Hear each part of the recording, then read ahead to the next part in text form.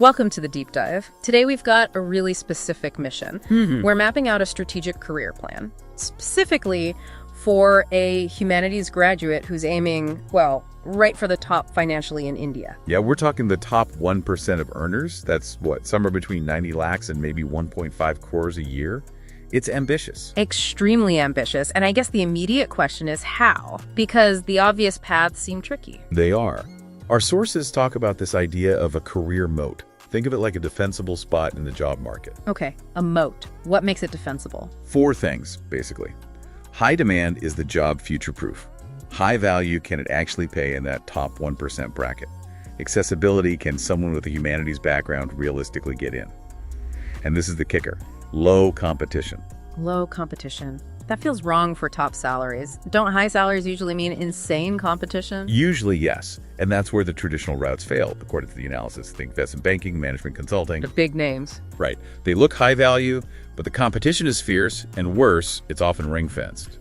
You pretty much need a degree from a top IIM or maybe ISB. So it's not just competitive, it's almost structurally closed off to many. Exactly. High barriers to entry, designed to keep most people out, no matter how smart or capable you are. It fails the low competition test. Hard. Okay. So if those crowded fields are out, where does this blueprint point towards scarcity? Precisely. The data suggests you need to find where there's a talent crisis. Specifically, roles that bridge the gap between, say, complex technology and actual human beings. Interesting. So not tech itself, but the human side of tech. Yeah. And the number one pathway identified, UX research. User experience research. Okay, UX research, why that specifically? Because India's digital boom has created this massive structural need for people who genuinely understand users, how they think, how they behave. And there's data on this shortage. Oh yeah, strong data. We found one stat that was pretty staggering.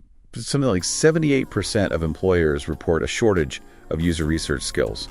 They just can't find enough people. 78%. Wow. Okay, so how does a humanities background fit in here? That seems like the key connection. It is the key. The skills you honed studying histories, sociology, literature, qualitative research, ethnography, that's exactly what UX research needs. Let's break that down a bit. Ethnography isn't just surveys, right? It's deep dives. Right. It's interviewing users, observing them, really understanding their world. It's about empathy. And then analytical synthesis, taking all that messy human data and distilling it into clear insights, building user personas, telling their story in a way that actually influences product decisions. Your degree is the training. So the humanities skills aren't something you leave behind. They're the core advantage. Absolutely. And the pay reflects that scarcity. The data confirms a clear path to that top 1% income bracket. We're seeing top UX researchers earning over 91.9 lakhs. Okay, that hits the high value mark. So UX research is pathway 1. Is there an alternative if maybe research isn't quite your thing, but communication is? Yes, there is. Pathway 2, technical writing. But, and this is crucial, it has to be specialized technical writing. Specialized how? Not just general instruction manual. Definitely not. We're talking deep, complex niches. Think API documentation writing instructions for software developers, or maybe writing for medical devices or financial compliance documentation. High-stakes stuff. So the complexity and the niche demand creates the value. Exactly. The market pays a huge premium for people who can make incredibly complex information clear and accurate in these specific high-impact areas. And the earning potential, is it comparable to UX research? It can actually be even higher at the very top end. The sources show the top 1% of specialized technical writers earning over 146.1 lakhs per year. Over 1.4 crores. That's genuinely remarkable for a writing role. It is. It shows the power of applying communication skills where they're desperately needed and hard to find. Okay, so we have 2 strong, scarcity-driven pathways. What's the first step? How does someone actually start moving towards this? The core strategy is clear. Forget the crowded fields, target the skill gaps.